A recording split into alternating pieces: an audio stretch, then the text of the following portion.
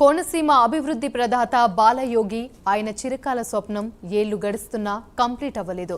Kotipalli Narasapuram railway line పనులు నత్తనడకన నడుస్తూనే ఉన్నాయి. ఎంతో మంది ఎంపీలుగా అమలాపురానికి వచ్చినప్పటికీ రైల్వే లైన్ పూర్తి కాలేదు. ఇటీవలే ఎన్నికల్లో బాలయోగి కొడుకు గ్రాండ్ విక్టరీ సాధించారు. ఎన్నికల్లో హామీ మేరకు తన తండ్రి కలలను సాకారం చేస్తారా లేదా అనేది కోనసీమ వాసుల్లో పెద్ద చర్చ సాగుతోంది.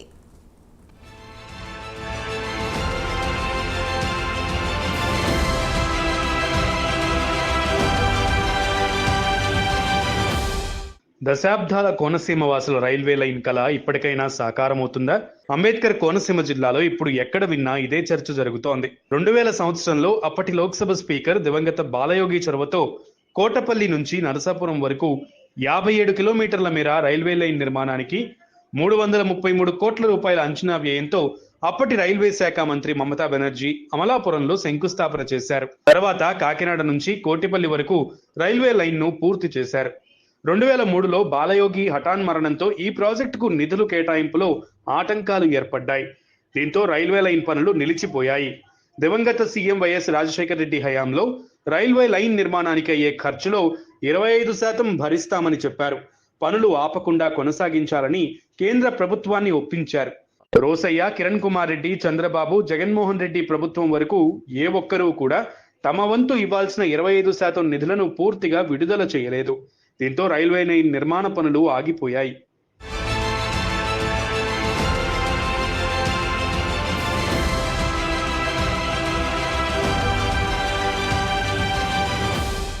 రైల్వే లైన్ నిర్మాణం కొరకు ఇప్పటికే 1100 కోట్ల రూపాయలు విడుదల చేశామని చెబుతున్న కేంద్ర ప్రభుత్వం, రాష్ట్ర ప్రభుత్వం తమ వాటాగా ఇవ్వాల్సిన 25% నిధులను కేటాయించాలంటూ చెబుతోంది.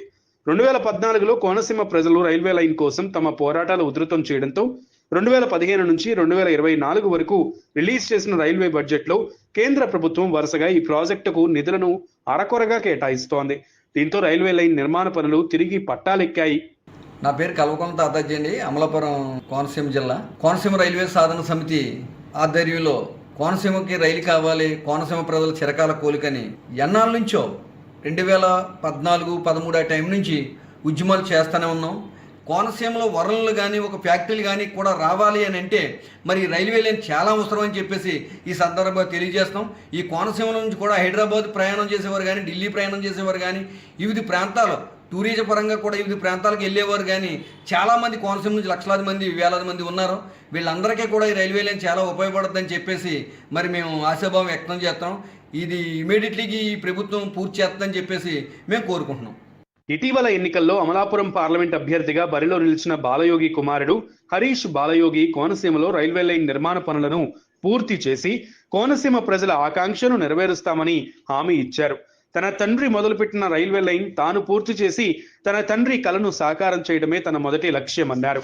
ఎన్డీఏ కూటమిలో భాగస్వామిగా ఉన్న జనసేన అధినేత పవన్ కళ్యాణ్ కూడా అమలాపురం పర్యటనలో కోనసీమ వాసుల రైల్వే కలను తాము నెరవేరుస్తామని హామీ ఇచ్చారు. రైల్వే లైన్ నిర్మాణంలో భాగంగా కోటిపల్లి, ముక్తేశ్వరం, బోడసకుర్రు, పాసర్లపూడి, చించినాడ వద్ద 3 చోట్ల నదిలో నిర్మిస్తున్న బ్రిడ్జికి సంబంధించిన పిల్లర్ల పనులు కంప్లీట్ కావచ్చాయి. ఇప్పుడున్న పరిస్థితుల్లో ఈ ప్రాజెక్టు కంప్లీట్ అవ్వడానికి దాదాపు 3000 కోట్ల రూపాయల వరకు ఖర్చు అవుతుందంటున్నారు. నమస్కారం అండి, నా పేరు Chille Nageswararao, Kotipalli, social worker and auto union president.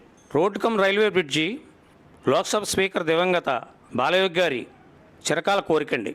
ఇప్పుడు సుభాష్ గారు, మన హరీష్ మాధురి గారు అందరూ కలిసి ఈ రైల్వే లైన్ కృషి చేసి సఫలీకృతం అవుతారని మా అందరి ఆకాంక్ష అండి. ఈ రైల్వే లైను, ఈ రోడ్ కమ్ రైల్వే బ్రిడ్జి రావడంతో ఇక్కడ సుభిక్షంగా మొత్తం అందరికీ ఉపయోగంగా ఉంటుందండి. కాబట్టి మంచి యువ నాయకులు వచ్చారు.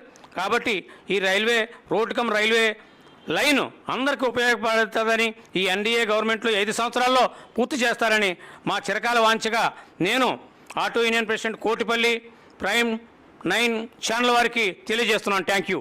పెండింగ్ పనులు జెట్ స్పీడ్ తో కంప్లీట్ అవడానికి కేంద్ర రాష్ట్ర ప్రభుత్వాలు చర్యలు చేపట్టాలని కోరుతున్నారు స్థానిక ప్రజలు. 2027 నాటికి రైల్వే లైన్ పై ట్రైన్స్ పరుగులు పెట్టాలని డిమాండ్ చేస్తున్నారు.